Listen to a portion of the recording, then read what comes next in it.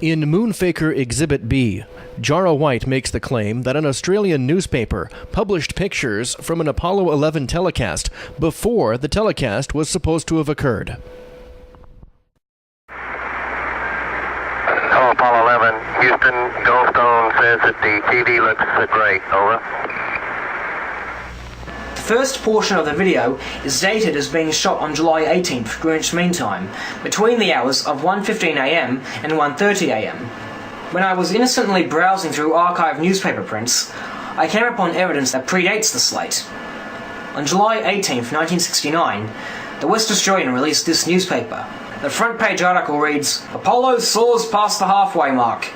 A still shot from the aforementioned telecast appears prominently, and the caption given reads, "The first picture sent back from Apollo 11. It shows the Earth from 60,000 miles away."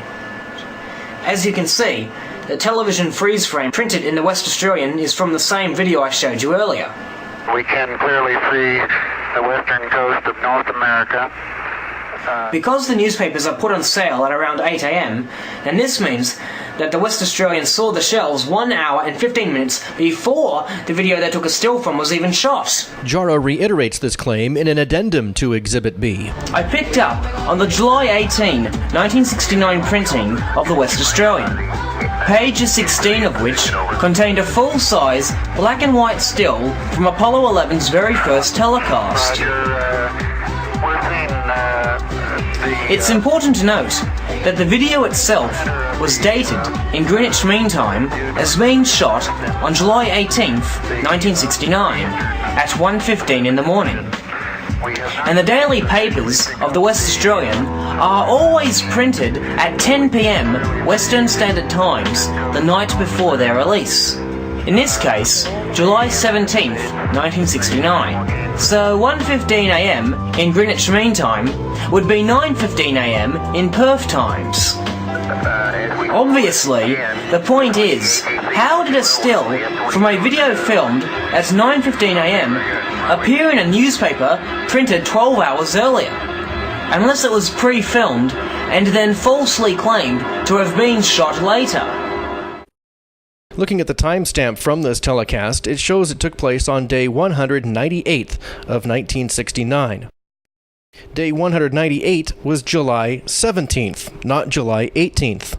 Therefore, the telecast took place 12 hours before the paper went to press, not 12 hours after, as Jarrah claims. Also in his Exhibit B Addendum video, Jarrah includes a statement made by a Goldstone engineer in 2005. In searching the site for Apollo 11 broadcasts, one comes across a 2005 essay by Bill Wood. Wood was the lead engineer at the Goldstone tracking station, which picked up on Apollo 11's communications. When discussing the colour TV transmissions from the CSM on Apollo 11, Wood writes this statement on page 18 of his essay.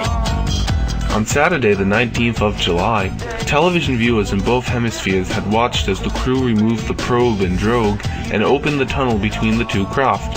Aldrin slid through, adjusted his mind to the new body orientation, checked out the systems, and wiped away the moisture that had collected on the lunar module windows while the world watched over his shoulder. Jarrah apparently includes this statement in an attempt to show that NASA was claiming the telecasts to take place later than they actually did, but this simply is not the case. There was an Apollo 11 telecast on July 19th, but it took place when the spacecraft was already in lunar orbit.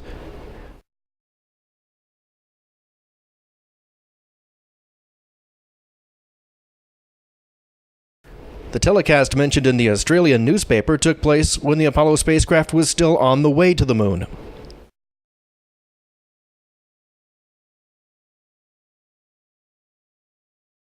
These are two separate telecasts.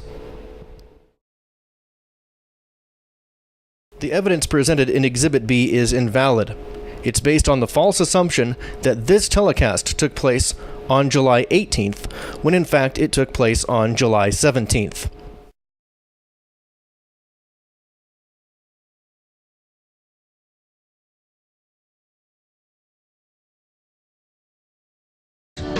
And finally, S Vector owes me $30,000. $10,000 for proving censorship on his part, and another $20,000 for proving the Apollo 11 telecasts were indeed claimed by NASA to have been filmed on July 18, when in fact they were filmed on July 17.